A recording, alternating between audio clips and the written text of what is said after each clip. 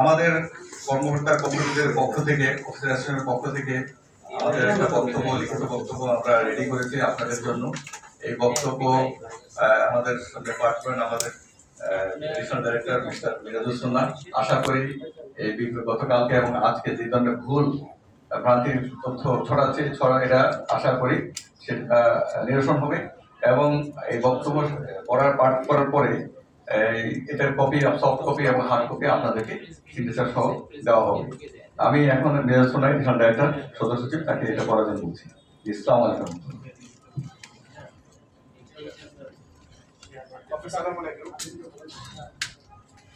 Bangladesh securities and exchange commission কর্মকর্তা কর্মচারী অ্যাসোসিয়েশনের পক্ষ থেকে আমি একটা লিখিত বক্তব্য পাঠ করছি।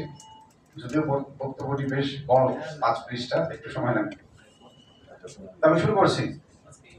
Bangladesh securities and exchange commission BSc এর কর্মকর্তা কর্মচারী 5 মার্চ 2025 তার মানে গতকাল তারিখে কমিশনের নিকট তাদের ন্যায্য দাবি দেওয়া উপস্থাপন করেছেন।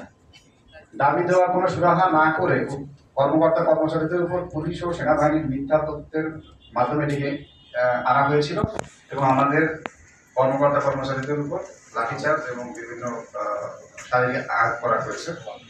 আপনারা দেখতে পাচ্ছেন বাম দিকে আমাদের যারা আহত তারা আছেন, কারো হাত ভেঙে গেছেন, কারো পায়ে আঘাত প্রাপ্ত হয়েছে, কাউকে প্রচন্ডভাবে প্রভাব করা হয়েছে। নিজের ঘরে নিজের ছেলে মেয়েদেরকে দেখিয়ে নিজের বাবার সমতুল্য প্রতিষ্ঠানে প্রধান যে কাজ করতে পারেন, এটা আসলে ন্যাক্কারজনক। এ ব্যাপারে Bangladesh security commission welfare association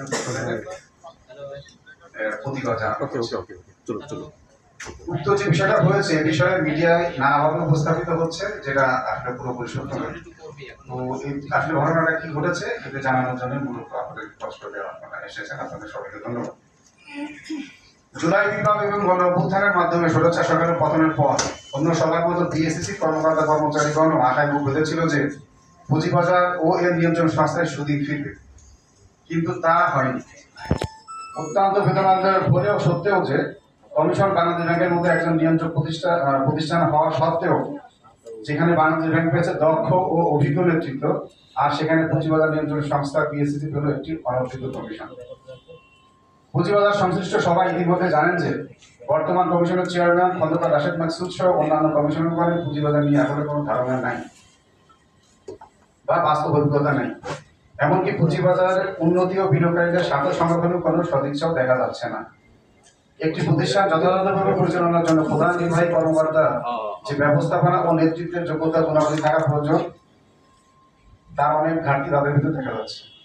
উল্লেখ্য, স্বৈরাচারী সরকারের পতনের পর স্বৈরাচার সরকারের সময় বিএসসিতে নিয়োগপ্রাপ্ত চেয়ারম্যান শিবির ওয়াহিদুল ইসলাম ও 3 কমিশনারের পতন হলেও কোনো এক অদৃশ্য কারণে বিগত সরকারের আমলেই নিয়োগপ্রাপ্ত জনাব মোহাম্মদ মহসিন চৌধুরী কমিশনার এখনো বহাল তবিয়তে তার পদে কর্মরত আছেন। বর্তমান অন্তর্বর্তী সরকারের অর্থনৈতিক সংস্কারের ব্যর্থ করার অংশ হিসেবে ফ্যাসিস্ট সরকারের নিয়োগপ্রাপ্ত কমিশনার জনাব মোহাম্মদ মহসিন চৌধুরী অন্যান্য কমিশনার এবং চেয়ারম্যানদের সাথে নিয়ে ফ্যাসিস্ট সরকারের এজেন্ডা বাস্তবে করে চলেছেন, যার পরিপ্রেক্ষিতে অভিজ্ঞ কর্মকর্তাদের বাধ্যতামূলক অবসর সুযোগ সহ বিভিন্নভাবে হয়রানি করা হচ্ছে। জনাব মোহাম্মদ মহসিন চৌধুরী যুগ্ম সচিব পদে থাকাকালীন 2017 সালে স্বৈরাচারী সরকারের তৎকালীন প্রবাসী কল্যাণ ও বৈদেশিক কর্মসংস্থান মন্ত্রণালয়ের সাবেক মন্ত্রী জনাব নুরুল ইসলাম বিএসসি এর একান্ত সচিব হিসেবে নিযুক্ত ছিলেন। 2018 সালের নির্বাচনে ভোট ডাকাতির কাজে সহযোগিতার পুরস্কার হিসেবে 2019 সালে 29 অক্টোবর স্বরাষ্ট্র মন্ত্রণালয়ের জননিরাপত্তা বিভাগের অতিরিক্ত সচিব হিসেবে তিনি প্রাপ্ত হয়েছিলেন এবং পরবর্তীতে তাকে পুরস্কার স্বরূপ সচিব পদে পদোন্নতি দেওয়া হয়েছিল। অন্তর্বর্তীকালীন সরকার গত 11 আগস্ট 2024 তারিখে সিদ্ধান্ত নিয়েছিল সকল চুক্তিভিত্তিক নিয়োগ বাতিল করা হবে। সরকার যেখানে অন্যান্য চুক্তিভিত্তিক নিয়োগ বাতিল করেছেন, সেখানে হাসিনা সরকারের সময় নিয়োগপ্রাপ্ত এই আমলা বিএসসির মতো গুরুত্বপূর্ণ পজিশনের নিয়োগ এখনো পর্যন্ত বহাল আছে। কমিশনের চেয়ারম্যান ও কমিশনারগণ কমিশনের সকল লেভেলের কর্মকর্তাদের সাথে চরমভাবে দুর্ব্যবহার করেন। তাদেরকে বিভিন্নভাবে স্ল্যাং ইউজ করা হয়, যেমন গার্মেন্টস কর্মী বলা হয়, ফোরম্যান বলা হয়, পুর ব্যাংক বলা হয় এবং চোরও বলা হয়েছে, যা অত্যন্ত দুঃখজনক। ফাইলে বা নথিতে না লিখে নিয়মিতভাবে মৌখিক নির্দেশনা প্রদান করেন এবং উক্ত নির্দেশনা না মানতে চাইলে দুর্ব্যবহার এবং সহজ হওয়ার হুমকি প্রদান করা হয়। অথচ এই কমিশন থেকে সবসময় বলা হয় তারা সবসময় নিয়মের ভিতর থেকে কাজ করেন, নিয়মের বাইরে কাজ করেন না। আসলে কথাটা সত্য নয়। কমিশনের উপর আস্থার সংকটের কারণে গত 6 মাসে মনোভিত্তিক কোনো কোম্পানি শেয়ার বাজারে আসার আগ্রহ প্রকাশ দেখায়নি। এতে শেয়ার বাজার নিস্তেজ হয়ে পড়েছে। আরো উল্লেখ্য যে সাম্প্রতিক সময়ে জাতীয় দৈনিক পত্রিকা প্রথম আলোর এক জরিপে দেখা যায় মাত্র 10% মতামতকারী বর্তমান কমিশনের নেতৃত্বের প্রতি আস্থাশীল। বর্তমান কমিশন কোনো ইস্যু অনুমোদন না করে বাতিল করাতে বেশি আগ্রহী বলে দেখা যাচ্ছে। কমিশনের কর্মচারী চাকরি বিধিমালায় সুস্পষ্টভাবে উল্লেখ থাকা সত্ত্বেও কর্মকর্তাদের পদোন্নতি প্রদানে অহেতুক কালক্ষেপণ, পদোন্নতি সহ বিধি মোতাবেক অন্যান্য সুযোগ সুবিধা প্রদানের চরম অনীহা এবং অবহেলা করেছেন। কমিশনের যোগ্য কর্মকর্তাদের চাকরিচ্যুত করে ও শূন্য পদে পদোন্নতি না দিয়ে বাইরে থেকে প্রেষণে নিয়োগের ষড়যন্ত্র করা হচ্ছে বলে কমিশনের কর্মচারীরা মনে করেন। কমিশনের প্রচন্ড জনপদ সংকট থাকা সত্ত্বেও কমিশনের প্রস্তাবিত অর্গানিগ্রামের পাশের ব্যবস্থা না করে প্রেষণের বিভিন্ন পদে বিভিন্ন মিটিংয়ে তারা বিভিন্ন সময় এই কথা শেয়ার করেছেন কর্মকর্তাদের সাথে। বিধিতে না থাকা সত্ত্বেও নিজেদের জন্য বিভিন্ন সুযোগ সুবিধা গ্রহণ করা হয়েছে, যার মধ্যে বিধিতে আপ্যায়ন বাবদ প্রতি মাসে চেয়ারম্যানের জন্য 3000 টাকা এবং প্রত্যেক কমিশনের জন্য 2500 টাকা থাকলেও চেয়ারম্যান এবং কমিশনাররা যথাক্রমে 25,000 টাকা এবং 15,000 টাকা করে উত্তোলন করছেন। বিধির বিভিন্ন শর্ত ও যোগ্যতা শিথিল করে বিভিন্ন তালিকাভুক্ত কোম্পানি স্বাধীন পরিচালক নিয়োগ দেওয়া হচ্ছে। উল্লেখ্য যে ঢাকা স্টক এক্সচেঞ্জের পরিচালনা পর্ষদের আইন অনুযায়ী ফিট অ্যান্ড প্রপার টেস্ট না করে সংশ্লিষ্ট বিভাগদের নিয়ম অনুযায়ী পদ্ধতি ব্যতিরেকি শর্ত পরিপূরণ না করে উদ্দেশ্য প্রণোদিতভাবে নিজেদের পছন্দের লোককে স্বাধীন পরিচালক হিসেবে নিয়োগ দেওয়া হয়েছে, যা ইতিমধ্যে আপনারা বিভিন্ন পত্রপত্রিকা এবং মিডিয়ায় প্রকাশ করেছেন।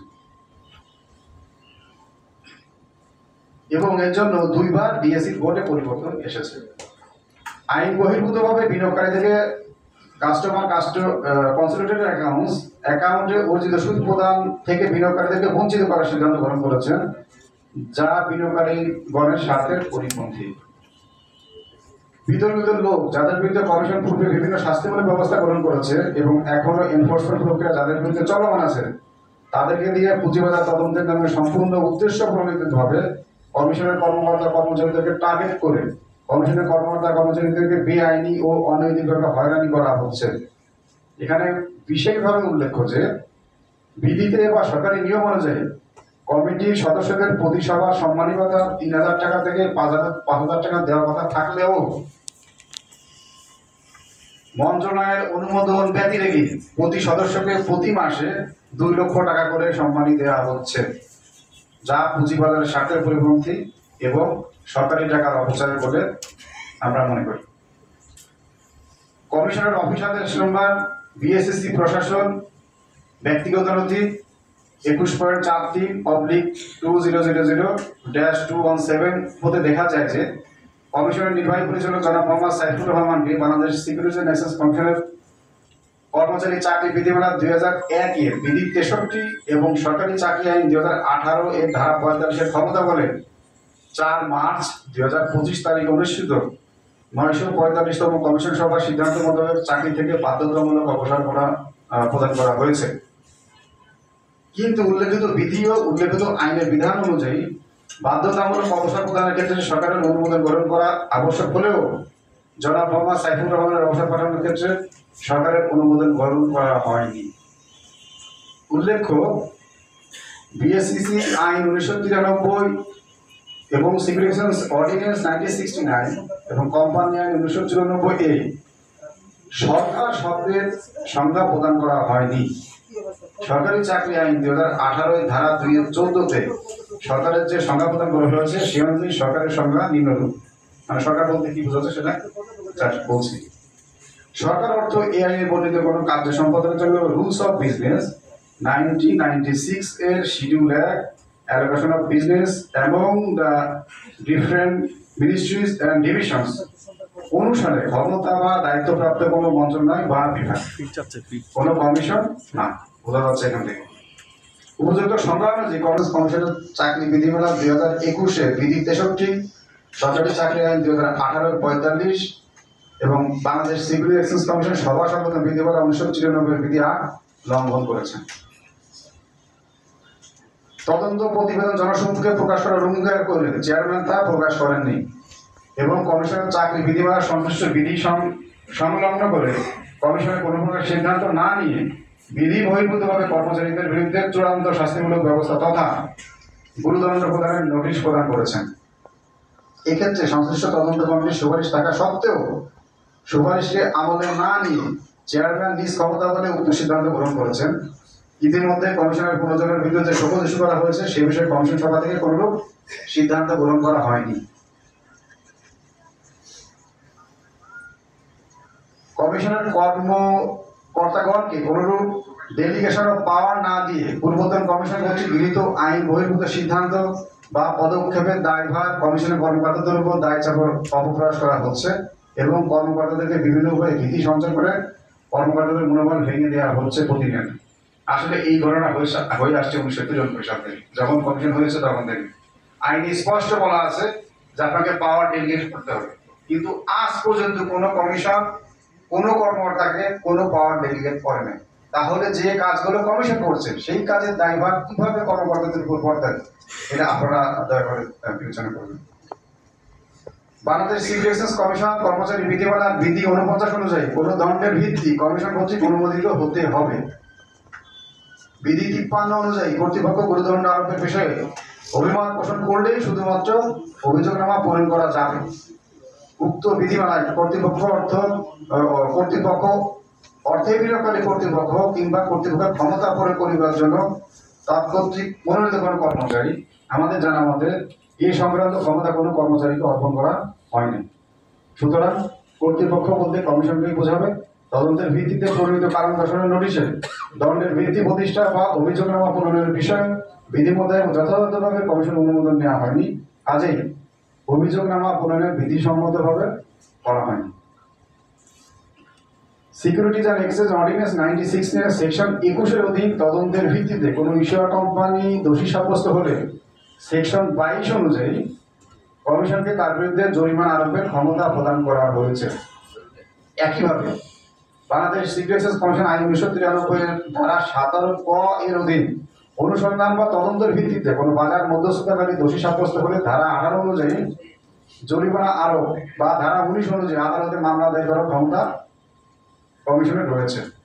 কিন্তু এই আইন দুটির অধীনে কমিশনের কোনো কর্মকর্তা কর্মচারীর বিরুদ্ধে অভিযোগ আনয়ন কিংবা দোষী সাব্যস্ত করার জন্য চাকরি বিধিমালার অধীনে তাকে কারণ দর্শানোর নোটিশ প্রদান করা কমিশনের দুইটি মূল আইনের সুস্পষ্ট লঙ্ঘন। সংশ্লিষ্ট তদন্ত কমিটিতে বাজার মধ্যস্থকারীদের মধ্য থেকে 2 জনকে নিয়োগ দেওয়া হয়েছে, যা পুরোপুরি কনফ্লিক্ট অফ ইন্টারেস্ট বলে কমিশনের কর্মকর্তা কর্মচারীরা মনে করে। উল্লেখ্য, এইসব বাংলাদেশের বিরুদ্ধে এনফোর্সমেন্ট কার্যক্রম চলমান রয়েছে। এইসব বাংলাদেশের ব্যবস্থাপনা পরিচালনা করেন তদন্ত কমিটির অন্যতম সদস্য জনাব পিওর সাহেব।